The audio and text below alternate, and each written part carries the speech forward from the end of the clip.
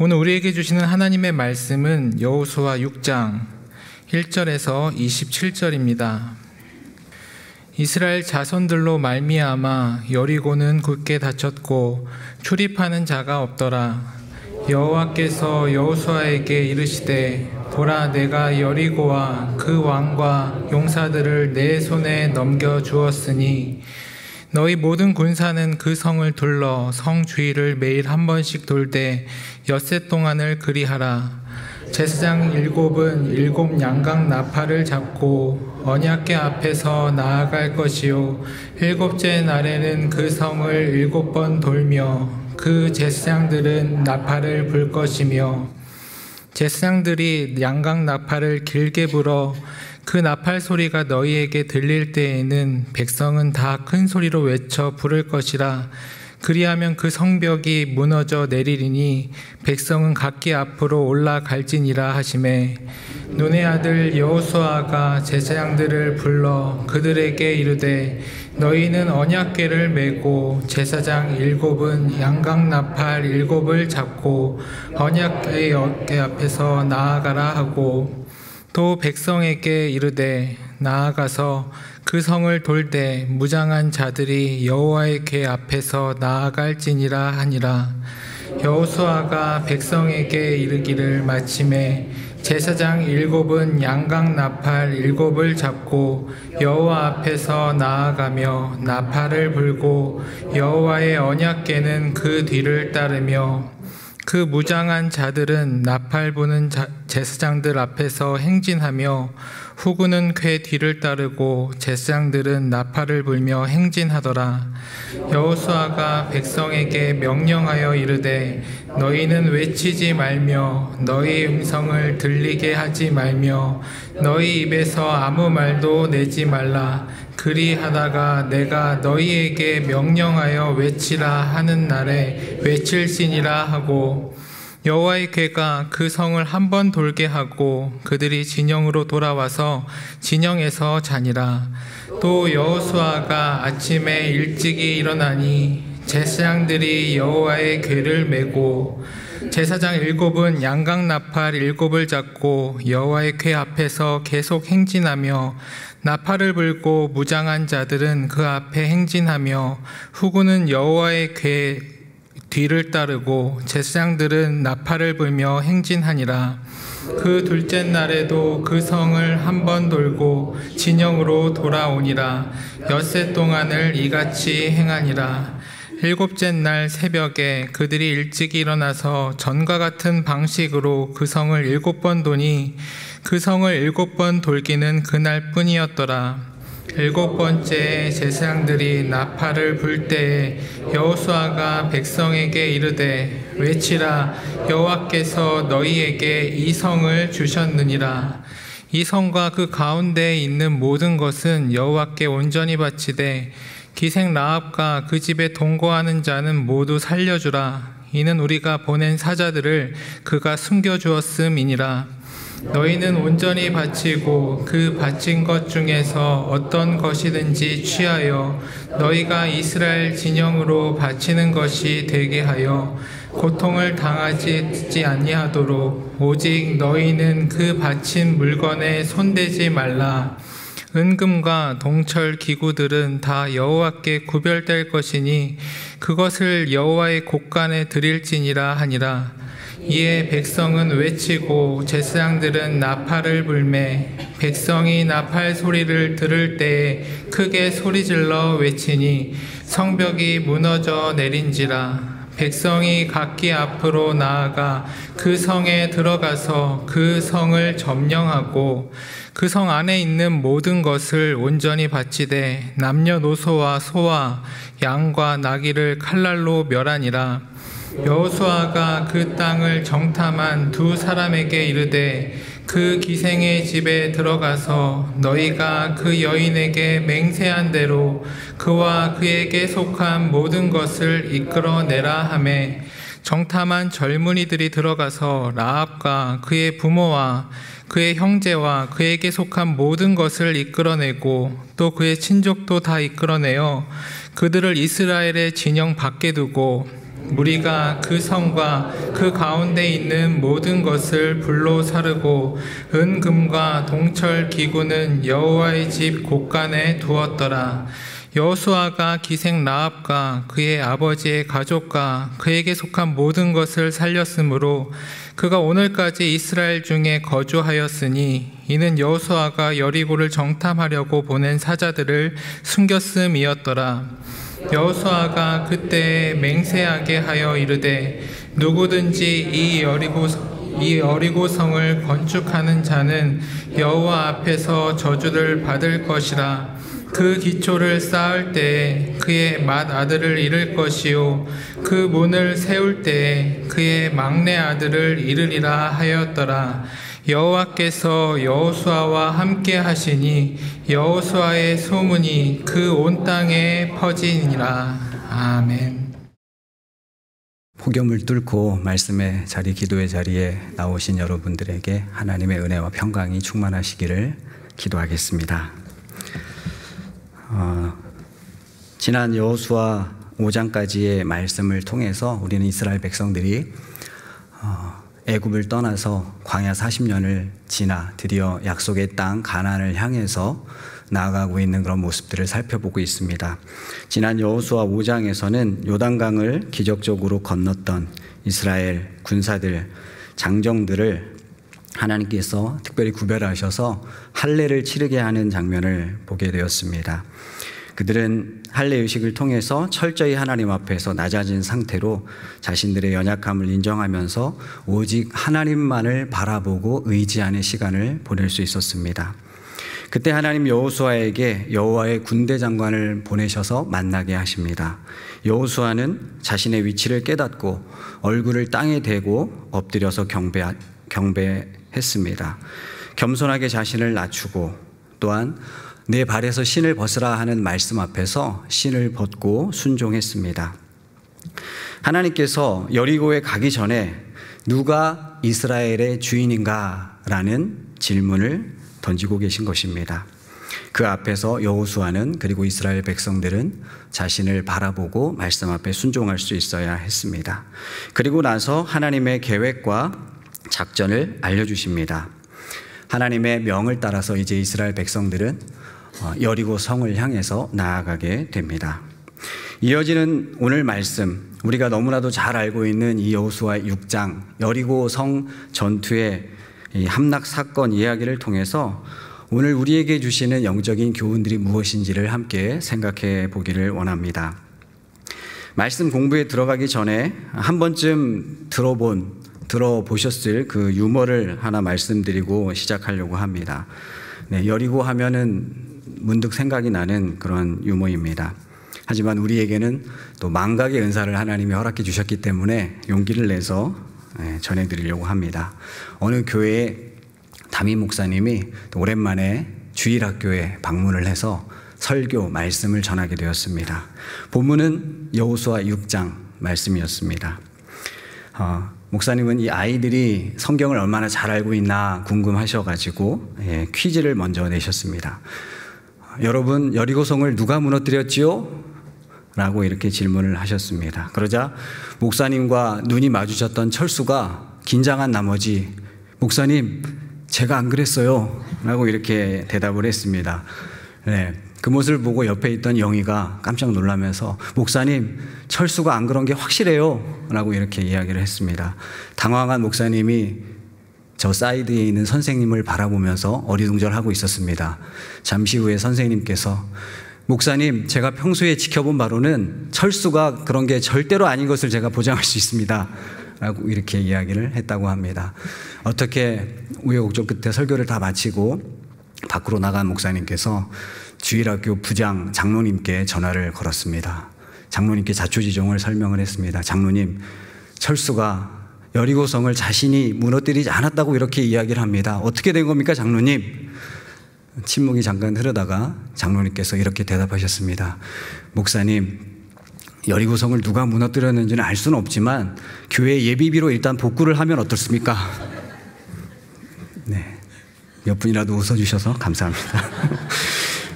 네, 여리고성을 누가 무너뜨렸습니까? 네, 우리는 그 답을 알고 있습니다. 네, 하나님에 의해서 이스라엘 백성들과 함께 하나님께서 놀라운 일을 행하셨습니다. 과거의 여리고가 아닌 오늘을 살아가고 있는 우리에게 있어서 여리고 성은 과연 무엇이겠습니까? 우리에게도 혹시 여리고 성이 있습니까? 그리고 그 여리고 성을 어떻게 우리는 무너뜨릴 수 있겠습니까? 오늘 본문을 통해서 오늘을 살아가고 있는 우리에게 적용해 볼 하나님의 말씀을 함께 살펴보기를 원합니다.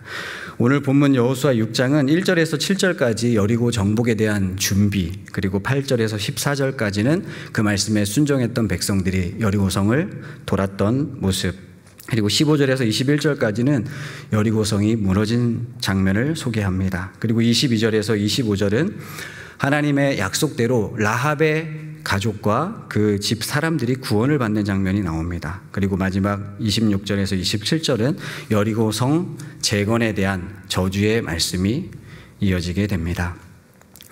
가나안 땅은 아브라함과 후손들에게 약속으로 주어진 이후에 이스라엘 백성들은 그날이 오기만을 지금까지 간절히 갈망하고 기다려왔을 것입니다.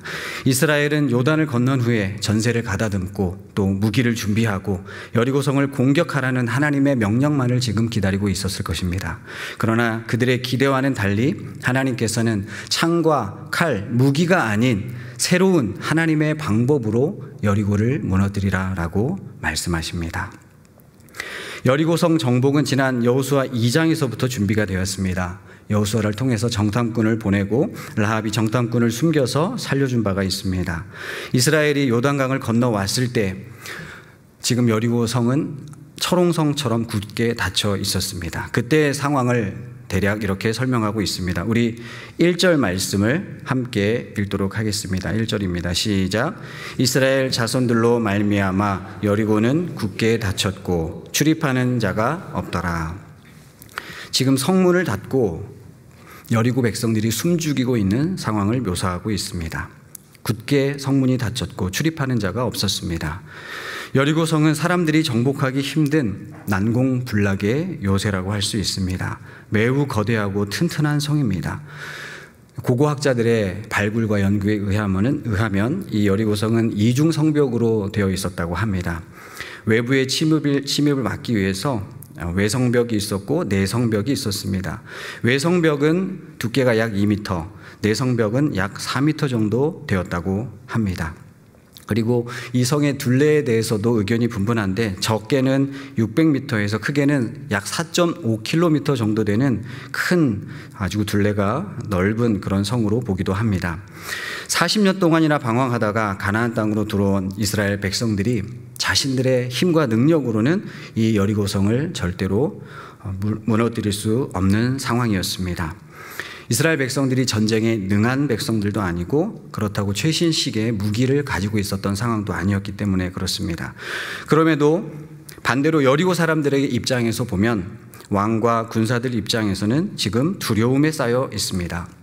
홍해를 건너왔던 이스라엘 백성들의 그 소식, 요단강을 건너서 지금 이 땅에 들어왔다는 소식을 듣고 하나님 여호와 그 신에 대한 두려움과 공포가 여리고 백성들에게 가득했기 때문입니다.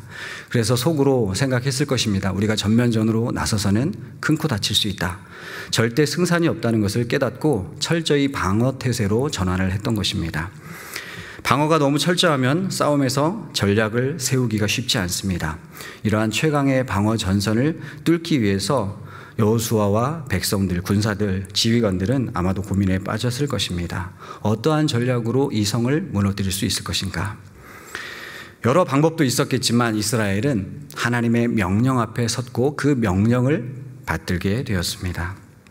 그렇다면 이때 여리고성을 향한 하나님의 전략, 하나님의 전쟁 방법은 무엇이었겠습니까? 우리 2절에서 5절까지 말씀을 함께 읽도록 하겠습니다. 시작. 여호와께서 여호수아에게 이르시되 보라 내가 여리고와 그 왕과 용사들을 내 손에 넘겨주었으니 너희 모든 군사는 그 성을 둘러 성 주위를 매일 한 번씩 돌되 엿새 동안을 그리하라.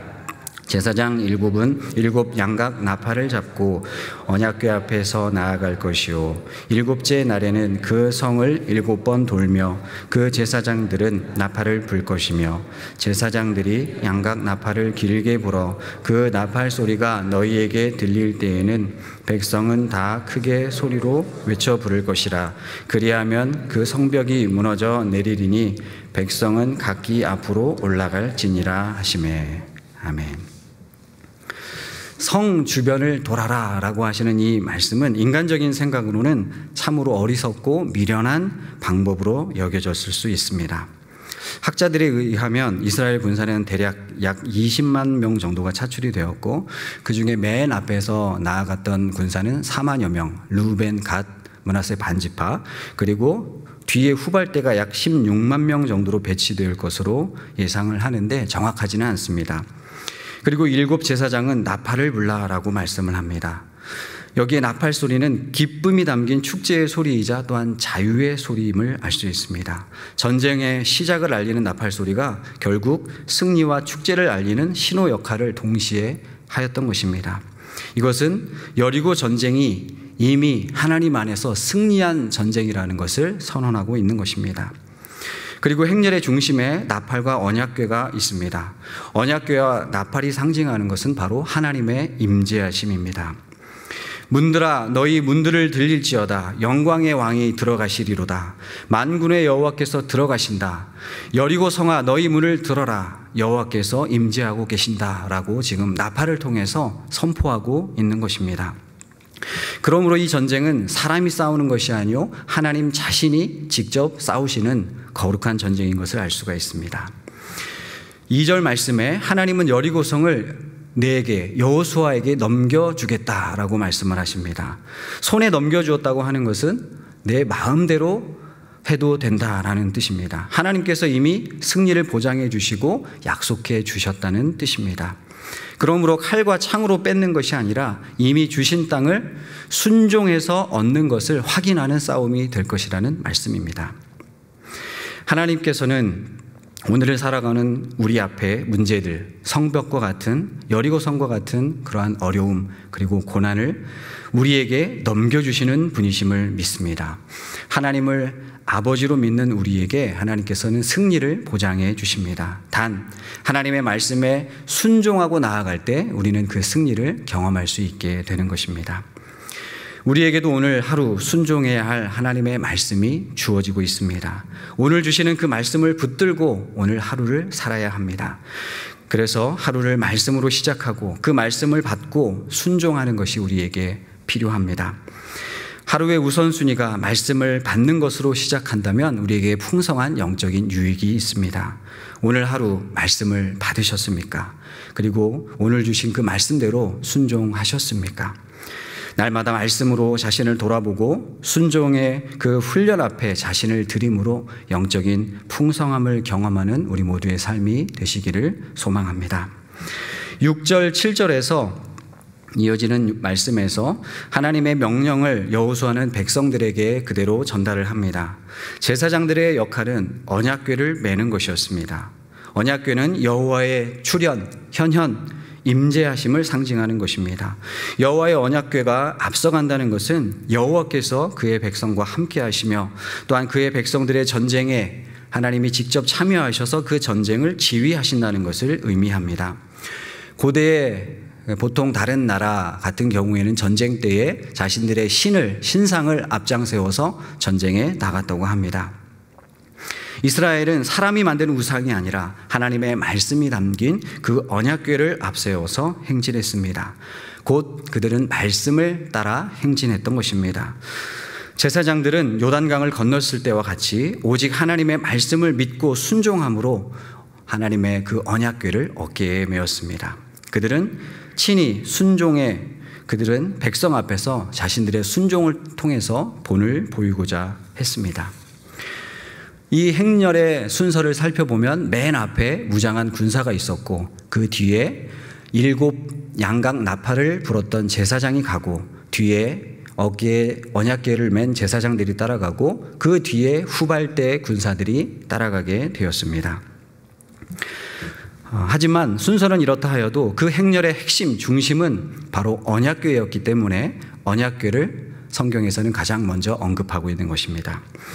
이제 여호수아가 제사장들과 백성들에게 전달합니다. 이에 제사장과 백성들이 어떻게 행했습니까? 우리 8절, 9절 말씀을 함께 읽어보도록 하겠습니다. 시작.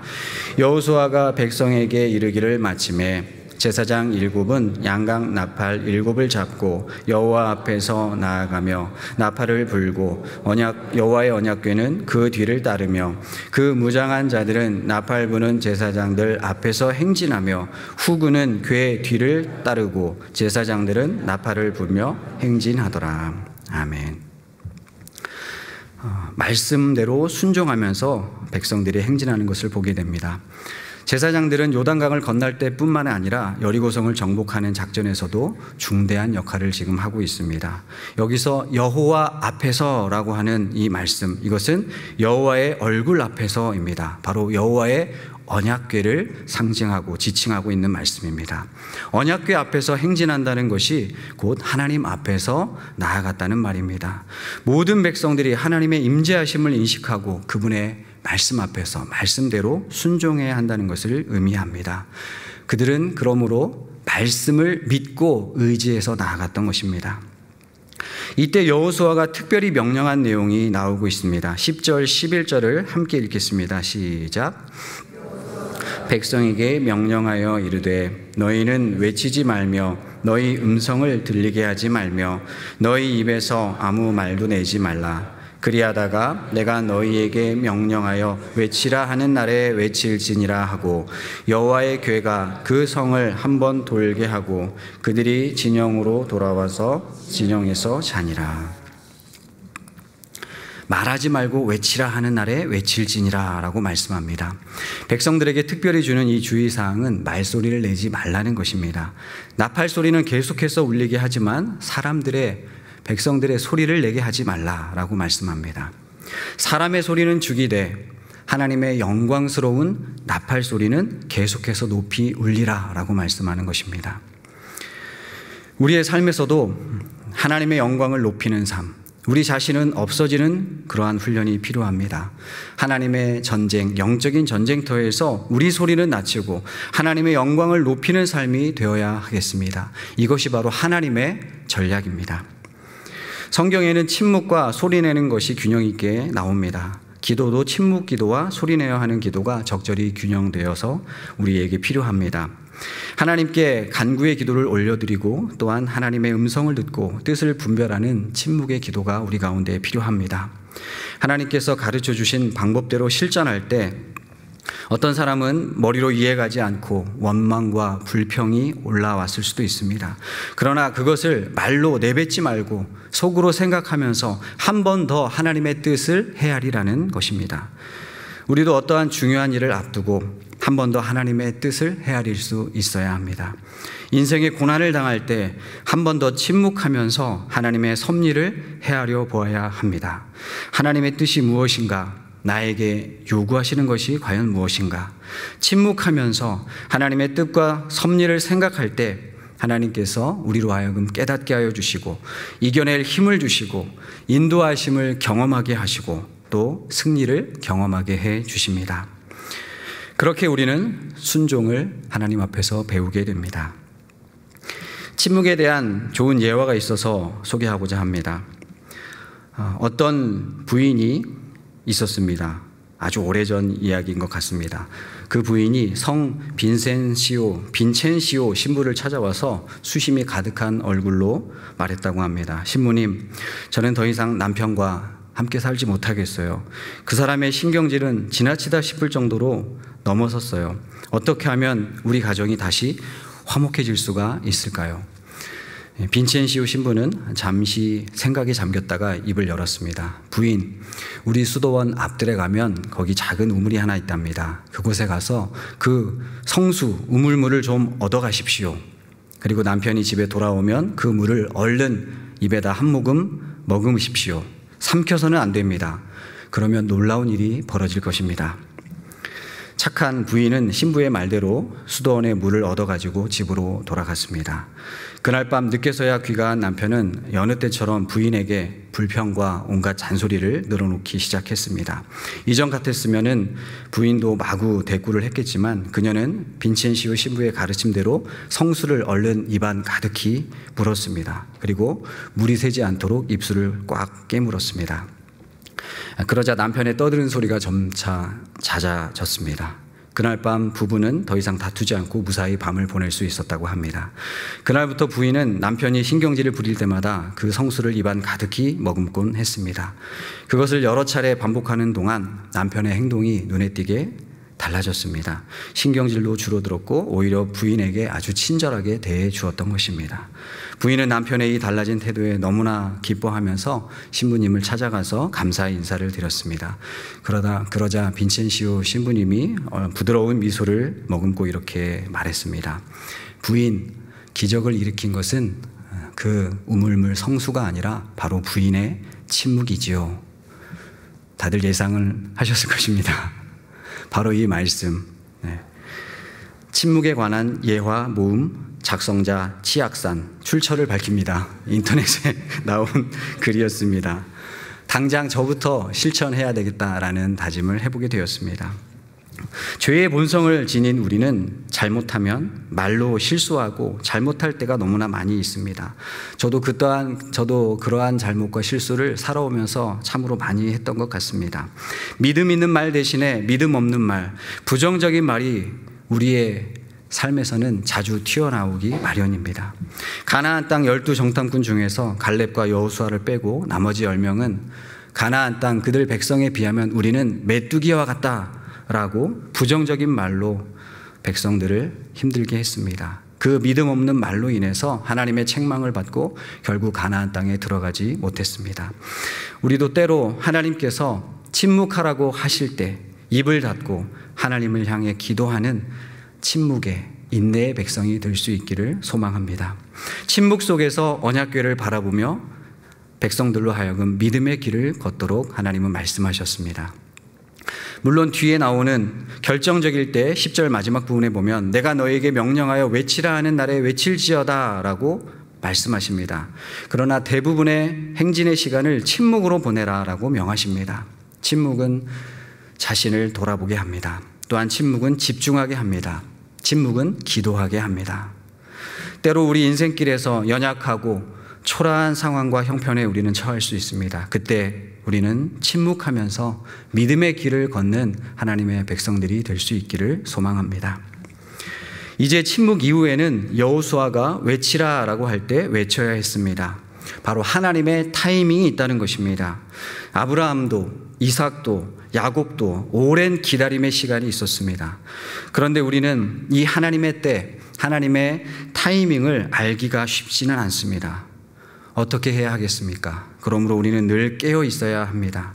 말씀 묵상과 기도를 꾸준히 하면서 쉬지 않으면서 하나님과 호흡하고 교제하는 삶이 우리 가운데 지속되어야 합니다. 그러면 우리는 하나님의 타이밍을 좀 더 잘 헤아릴 수 있을 것입니다. 이제 백성들이 말씀에 순종하여서 전략대로 실행합니다. 12절부터 14절까지 보면 6일 동안 매일 아침 일찍 일어나서 성 주위를 한 바퀴씩 돌았습니다. 여호수아의 명령대로 행진 순서를 지키면서 그렇게 했습니다. 이때 여리고성 군사들은 성 밖의 일을 바라보면서 어쩌면 그들을 비웃고 또 손가락질 했을 수 있습니다. 하나님의 방법은 때로 이렇게 세상에 손가락질 받는 어리석은 일일 때가 참 많이 있음을 우리는 신앙생활을 하면서 경험합니다. 하나님이 어디 있다고 밤낮 기도하느냐, 참으로 어리석다라고 놀리는 사람들이 있을 수 있습니다. 그러나 하나님의 방법은 세상과는 다릅니다. 우리는 그것을 믿음으로 받아들이고 말씀 앞에 순종해야 합니다. 6일 동안 한 바퀴씩 돌고 이제 마지막 7째 날이 되었습니다. 7째 날에 여호수아가 백성에게 말한 내용이 무엇입니까? 15절, 16절 말씀을 함께 읽도록 하겠습니다. 시작. 7째 날 새벽에 그들이 일찍이 일어나서 전과 같은 방식으로 그 성을 7번 도니 그 성을 7번 돌기는 그날뿐이었더라. 7번째에 제사장들이 나팔을 불 때에 여호수아가 백성에게 이르되 외치라. 여호와께서 너희에게 이 성을 주셨느니라. 아멘. 여호와께서 너희에게 이 성을 주셨느니라 라고 말씀합니다. 하나님께서 말씀하셨던 내용을 지난번 처음 명령 때는 여호수아가 말하지 않다가 7째 날에 언급하는 것 같습니다. 백성들은 이 사실을 지금에서야 알게 된 것 같습니다. 이 외침은 바로 전쟁의 외침이고 또 승리의 외침입니다. 하나님께서 이 성을 우리에게 주셨다라는 이 선언 앞에 백성들 그리고 군사들은 환호하면서 소리를 질렀습니다. 이미 승리하게 하신 하나님을 향해 그들은 믿음으로 선포한 것입니다. 바로 믿음의 고백입니다. 하나님께서 나에게 말씀하시며 이것을 내게 주었느니라 말씀하시는 우리 삶의 영역은 무엇인지를 한번 돌아보기를 원합니다. 복음으로 변화되어야 할 우리의 가정인지, 내가 일하고 있는 일터, 직장인지, 아니면 누군가와의 선하고 아름다운 관계인지를 한번 우리 각자가 생각해 보시기 바랍니다. 또는 나에게 맡겨주신 어떤 사역, 사명, 감당해야 할 어떠한 과업, 일인지 한번 돌아보기를 원합니다. 하나님의 역사가 일어날 때를 우리는 잘 알 수 없습니다. 하나님께서 명확히 말씀해 주시지 않았습니다.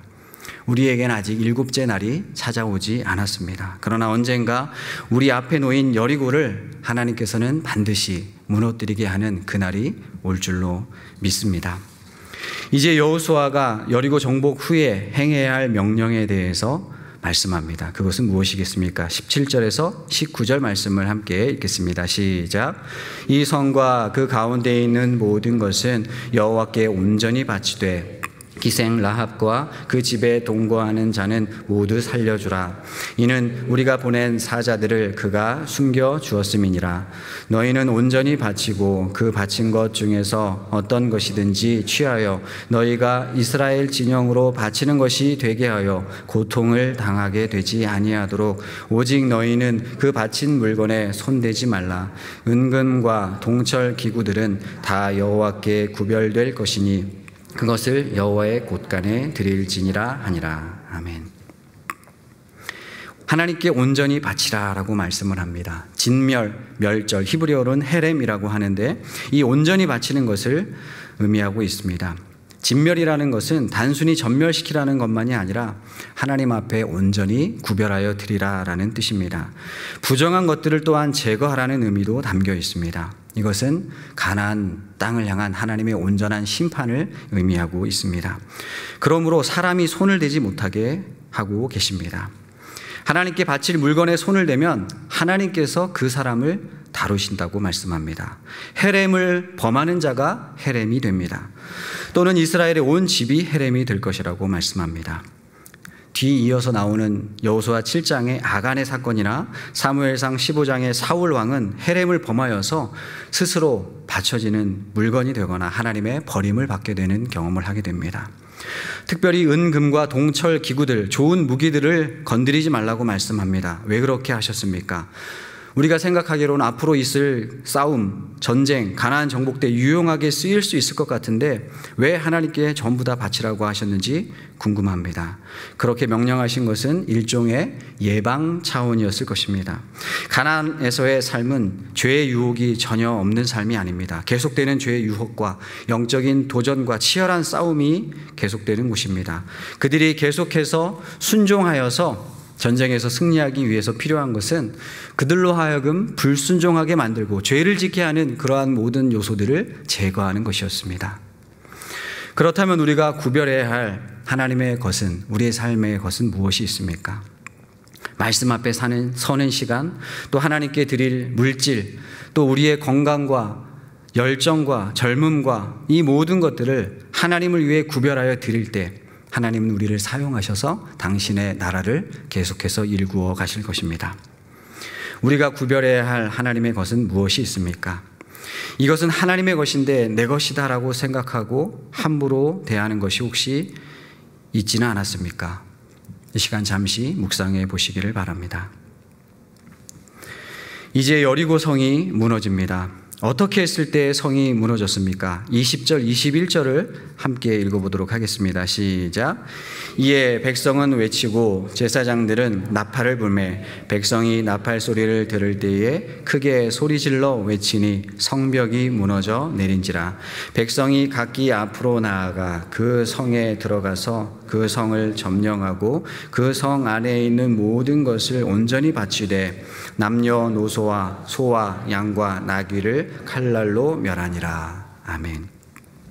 백성들이 크게 소리를 지를 때 여리고성이 무너졌다라고 말씀을 합니다.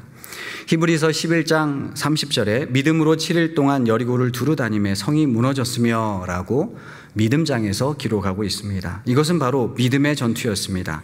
그들은 믿음으로 행진해야 했고 또 믿음으로 나팔을 불어야 했고 믿음으로 날마다 걸어야 했고 결국 믿음으로 여리고성을 향해 승리의 외침을 내뱉어야 했습니다.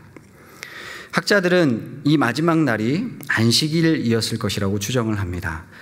마지막 날 참고 참았던 침묵이 터져서 그들은 아마도 목이 터져라고 외쳤을 것입니다. 무엇이라고 외쳤을는지 우리는 상상해 볼 수 있습니다. 할렐루야 라고 외쳤을 수도 있고 여리고 무너져라 라고 했을 수도 있습니다. 6일 동안 참았던 함성이 터졌습니다. 큰 소리로 외쳤을 때 여리고성이 무너졌습니다. 안식일에 이러한 일이 일어났던 것을 오늘날 우리가 영적으로 생각을 해보면 하나님 앞에 공동체가 모여서 드리는 예배를 또한 우리가 생각해 볼 수 있습니다. 우리의 예배도 하나님 앞에서 구원해 주신 그 기쁨과 감사와 영광의 찬송으로 우리 영혼의 소리를 높이는 그러한 감격이 충만한 예배로 드려질 수 있기를 간절히 소원합니다. 이제 성이 무너지고 그곳을 점령했습니다. 그런데 여리고 성이 무너졌을 때, 공격했을 때 살아남았던 자들 예외가 있었습니다. 우리가 잘 알다시피 바로 기생 라합과 그 집 사람들이었습니다. 기생 라합이 어떻게 되었는지 22절에서 25절까지 기록하고 있는데 25절 말씀만 함께 읽도록 하겠습니다. 25절입니다. 시작. 여호수아가 기생 라합과 그의 아버지의 가족과 그에게 속한 모든 것을 살렸으므로 그가 오늘까지 이스라엘 중에 거주하였으니 이는 여호수아가 여리고를 정탐하려고 보낸 사자들을 숨겼음이었더라. 아멘. 라합의 집이 언약대로 약속대로 구원을 받았습니다. 라합은 이스라엘의 정탐꾼 곧 사자들을 살려주었습니다. 하나님께서 그러므로 라합 집에 자비를 베풀어 주신 것입니다. 히브리서 11장에도 보면 라합은 믿음의 사람으로 기록이 되고 있습니다. 믿음으로 기생 라합은 정탐꾼을 평안히 영접하였으므로 순종하지 아니하는 자들과 함께 멸망하지 아니하였고 라고 말씀합니다. 그 후에 기생이었던 라합은 이스라엘 공동체에 들어가서 살몬이라는 사람과 결혼하여서 다윗의 가문에 들어갔고 결국 인류를 구원한 예수 그리스도의 족보에 들어가는 위대한 믿음의 족적을 남기게 되었습니다. 이 이야기에서 알 수 있는 것은 누구든지 하나님을 경외하면 멸망하지 않는다라는 것입니다. 라합의 믿음의 행위가 그와 그 가족을 구원하게 했습니다. 이스라엘 군사들이 하루하루 그 성벽을 돌 때에 또 제사장들이 나팔 부는 그 나팔 소리가 매일 울려 퍼질 때에 라합의 마음이 어떠했겠습니까? 이제 하나님의 일하심이 시작될 것이다. 나를 구원하실 하나님의 그 놀라운 일이 일어날 것이다 라고 생각하면서 라합은 두려움과 또 설렘과 기대와 소망으로 자신을 구원하실 하나님을 간절히 바랐을 것입니다. 하나님 편에 서는 자, 세상에 악이 만연한다 할지라도 하나님 편에서 하나님의 뜻을 따르는 자에게 하나님은 구원을 베풀어 주시는 분임을 우리는 기억해야 하겠습니다. 때로는 세상에서 내가 의지하고 붙드는 여리고와 같은 철옹성 같은 것이 나를 지켜줄 것 같지만 세상의 방법과 방식이 나에게 안정감을 가져다 줄 것 같지만 이 모든 것들은 나를 구원할 수도 없을 뿐더러 언젠가는 무너져 버릴 것이라는 사실을 우리는 기억해야 하겠습니다. 또한 라합은 여리고성 사람들 입장에서는 반역자, 배신자였습니다. 자기 동족이 멸망할 것을 알면서도 정탐꾼들을 숨겨주고 이스라엘의 편에 섰던 것입니다. 라합이 왜 이러한 선택을 했습니까? 이스라엘의 하나님은 하늘 위의 하나님, 땅 아래의 하나님, 상천하지의 하나님이심을 그는 깨닫고 믿었던 것입니다. 여호와 하나님만이 유일하시고 전능하신 진실하신 하나님이심을 그는 깨닫고 믿었습니다. 이 믿음과 고백으로 용감하게 하나님의 전쟁에 직접 뛰어들었던 것입니다. 그의 용기와 결단을 귀히 여기시고 하나님은 그와 그의 집을 구원하여 주시고 이후에 귀하게 사용하셔서 메시아의 족보에 들어가게 하셨습니다. 이제 거의 마지막입니다. 여리고 성에 대한 저주의 내용이 기록되고 있습니다. 26절, 27절을 함께 읽도록 하겠습니다. 시작. 여호수아가 그때에 맹세하게 하여 이르되 누구든지 일어나서 이 여리고 성을 건축하는 자는 여호와 앞에서 저주를 받을 것이라. 그 기초를 쌓을 때에 그의 맏아들을 잃을 것이요 그 문을 세울 때에 그의 막내 아들을 잃으리라 하였더라. 26절까지만 읽어야 되는데 제가 죄송합니다. 네. 여리고성을 다시 세우는 자는 큰아들과 막내아들을 잃을 것이다 라고 이렇게 예언하고 있습니다. 여리고에 대한 이 저주는 뒤에 열왕기상 16장 34절에서 이루어졌습니다. 히엘의 아들인 아비람과 스굽이 여리고성을 다시 세우고자 했기에 예언의 말씀대로 그들은 죽음을 맞이하게 되었습니다. 여호수아의 이 여리고 저주는 여호와의 여리고 성읍에 대한 소유권 선포인 것을 보게 됩니다. 여호와의 영원한 주되심을 선언하는 의미가 담겨 있습니다. 왜 하나님께서 여리고 성을 재건하지 말라라고 명령하셨습니까? 가나안 정복의 첫 번째 열매였기에 여리고 성의 이 폐허를 바라볼 때마다 하나님을 기념하는 상징의 역할을 했기 때문입니다. 하나님의 인도하심의 상징, 일하심의 상징이었기에 그 상태를 그대로 보존하도록 한 것입니다. 그리고 이스라엘 백성들 자신들과 또한 이방인들을 위한 영원한 경고가 되게 하기 위해서입니다. 그러므로 여리고는 다시 짓지 말아야 했습니다. 이제 여리고성 전투가 마무리가 됩니다. 이로 인해서 여호수아의 소문이 어떻게 되었는지 27절 말씀을 같이 한번 읽겠습니다. 시작. 여호와께서 여호수아와 함께 하시니 여호수아의 소문이 그 온 땅에 퍼지니라. 아멘. 여호수아의 소문이 온 땅에 퍼지게 되었다라고 말씀합니다. 하나님께서 여호수아와 함께 하심을 온 땅의 사람들이 알게 되었다라고 기록합니다. 하나님이 일하심이 드러나게 되면 하나님의 사람의 이름도 높여주십니다. 때로 우리의 신앙 여정에서도 우리가 믿음과 순종의 결과로 하나님께서 우리를 높여주시는 것을 경험할 때가 있습니다. 여호수아는 새로운 차원에서 지금 하나님을 체험했습니다. 백성들은 하나님께서 일하심을 보았고 또한 여호수아의 사역에 하나님께서 함께 하심이 있었다라는 것을 인정하게 되었습니다. 또한 여호수아는 이전에 하나님의 사람 모세와 같은 역할을 이제 본격적으로 수행하게 되는 것입니다. 사람들은 이전에 모세를 바라보듯이 이제는 여호수아 그를 통해서 일하시는 하나님의 능력과 지혜를 바라보게 되었습니다.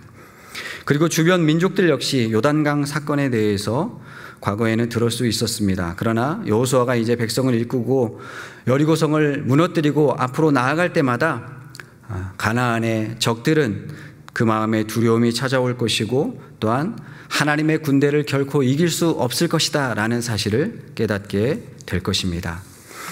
또한 이 사건을 통해서 여호수아는 하나님을 위한 사역의 중심에는 바로 기도가 있어야 한다는 점을 깨달았을 것입니다.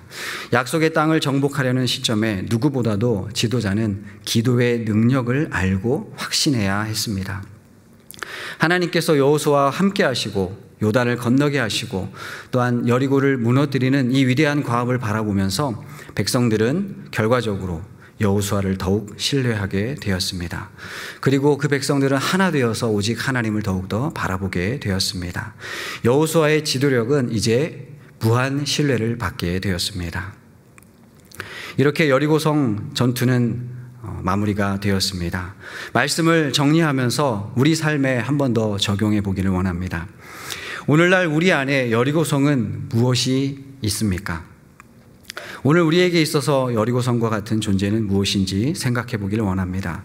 세상을 살아갈 때에 만나게 되는 우리 개인의 문제와 장애물, 또한 넘지 못할 것 같은 숙제와 같은 우리 개인과 공동체의 여러 장벽들이 다가오곤 합니다. 또는 우리 가정과 교회 공동체의 여리고가 있기도 합니다. 복음의 문이 꽉 막혀 있는 듯한 한국 교회의 상황도 여리고와도 같습니다. 또한 세계 선교의 문이 닫혀 있는 이 오늘날의 선교의 상황, 현실 역시도 우리가 여리고성을 바라보는 것만 같습니다. 하나님께서 무너뜨리시겠다고 말씀하시는 우리 각자의 여리고성은 무엇인지를 한번 묵상해 보기를 원합니다. 나의 힘으로는 할 수 없는 그 어떤 것이 우리에게 있지 않습니까? 그 여리고 앞에서 또한 하나님은 우리에게 무엇이라고 말씀하시는지 그 음성을 듣기를 원합니다. 여호수아를 통해서, 성경을 통해서 하나님께서는 계속해서 우리에게 말씀하십니다. 이 성을 너에게 주노라. 이 성을 너에게 주노라. 하나님의 말씀하시는 이 음성을 들을 수 있는 우리 모두가 되기를 소원합니다. 한국 교회의 영적인 부흥이 멈추었고 오히려 쇠퇴하고 있고 세상의 질타와 비판만을 받고 있는 이 땅의 교회를 바라보면서 우리는 여리고성을 바라보게 됩니다. 문이 닫혀서 결코 들어갈 수 없을 것 같은 복음의 그 문을 바라봅니다. 그리고 이 문을 하나님께서 열어주시기를 위해서 기도합니다. 우리 가족의 구원, 친구, 지인, 사랑하는 사람의 구원의 문제가 바로 여리고일 수 있습니다. 하나님께서 역사하시면 그 문이 열리고 생명의 복음이 그 심령에, 그 인생에 들어가게 될 것이고 그는 예수 그리스도 앞에 무릎 꿇게 될 것입니다. 특별히 여호수아와 백성들은 하나님의 방법대로 순종했음을 보게 됩니다. 오늘날 성경 말씀대로 살아간다는 것은 정직하고 또 거룩하게 살아간다는 것은 참 성공하기 힘든 생각이 먼저 들기도 합니다. 그러나 영적 지도자들과 백성들은 하나님의 방법을 먼저 간구해야 하겠습니다. 먼저 말씀 앞에서 하나님께 기도하며 나아가는 하나님의 백성들이 되어야 합니다. 우리가 부활의 증인으로 살아갈 때에 또 복음을 증거할 때에 부딪히는 여러 가지 어려움도 우리에게 찾아옴을 경험합니다. 고린도전서에서 전도의 미련한 방법으로 복음을 전하게 하셨다라고 하나님은 말씀하십니다. 사람이 보기에 어리석은 것이 하나님의 지혜라라고 말씀하십니다. 십자가의 어리석음으로 우리를 구원하시고 인류를 구원하셨다라고 선포하십니다. 어리석은 하나님의 방법이 우리를 구원하시고 인도하십니다. 행동하기 전에 먼저 또한 무릎을 꿇으라라고 우리에게 말씀하십니다. 이 모든 것들이 사람이 보기에는 어리석게 보입니다. 그러나 아닙니다. 하나님께서 가르쳐 주신 그 전략대로 순종했을 때에 이스라엘 백성들은 승리의 경험을 하게 되었습니다. 우리 앞에 어려운 여리고가 있을 때 하나님께서 가르쳐 주신 전략대로 무릎 꿇고 기도할 수 있으십니까? 사람들이 볼 때 어리석고 부정적인 전략인 것 같아도 하나님께서 나에게 주신 이 전략이라는 믿음이 우리에게는 있습니까? 우리가 해결해야 할 것들이 우리 앞에 지금도 많이 놓여 있습니다. 우리에게 명령하신 하나님의 방법은 무엇입니까? 또한 여리고성은 인내하는 백성들을 통해서 무너졌음을 보게 됩니다. 하나님께서 때로 우리에게 인내를 가르칠 때가 많이 있습니다. 바로 인내는 믿음입니다. 인내하는 믿음이 우리에게 있습니까? 참지 못해서 실수하는 일이 우리에게 있지 않습니까? 우리에게 주신 사명을 이루기 위해서 우리는 더욱더 인내하는 삶을 살아야 하겠습니다. 아브라함은 언약의 아들인 이삭을 얻기까지 25년의 시간을 인내했고 요셉은 애굽의 총리가 되기까지 13년을 인내했습니다. 믿음의 많은 사람들의 그 인내도 훌륭하지만 인내의 표상은 누구보다도 바로 우리 주 예수님이십니다. 그분은 십자가의 극한 고통과 수치를 참아내셨습니다. 부활의 승리를 확신하셨기에 주님은 기쁨으로 인내하셨습니다. 오늘을 살아갈 때에 기도하지만 응답이 없어서 혹시 답답하십니까? 현재의 고난이 너무나 힘들어서 포기하고 싶으신 분이 계십니까? 하나님의 타이밍까지 조금만 더 참고 인내하시고 기다리시기 바랍니다. 하나님의 때에 하나님께서 반드시 응답해 주실 줄로 믿습니다. 오늘 여리고 전쟁의 교훈을 우리 마음에 깊이 새기고 이제 부활하신 그리스도의 제자이자 증인으로서 우리에게 맡겨주신 삶의 자리에서 담대히 복음을 전하는 증인의 삶을 살아가기를 소원합니다. 우리 모두 하나님을 향해서 창문을 활짝 열고 우리에게 주신 삶의 여리고를 담대히 무너뜨리는 영적 승리의 삶, 부활의 증인으로서의 삶을 오늘도 앞으로도 기꺼이 살아내시는 하나님의 백성들 모두가 되시기를 주님의 이름으로 간절히 축복합니다. 기도하시겠습니다. 이 시간 잠시 한 1분 정도만 소리내어서 함께 기도하는 시간을 갖기를 원합니다. 우리 앞에 또 우리 가정과 교회 앞에 여리고가 있습니다. 하나님, 저에게 믿음을 주시옵소서. 침묵하며 인내하며 오직 말씀에 순종함으로 우리 앞에 있는 여리고를 무너뜨릴 수 있도록 도와주시옵소서. 믿음으로 이 일을 이룰 수 있도록 도와주시옵소서. 주님, 저에게 믿음을 주시옵소서. 순종할 수 있는 믿음을 주시옵소서. 우리 각자에게 주신 말씀을 마음에 새기고 적용하면서 함께 1분 정도 기도하기를 원합니다. 같이 기도하시겠습니다.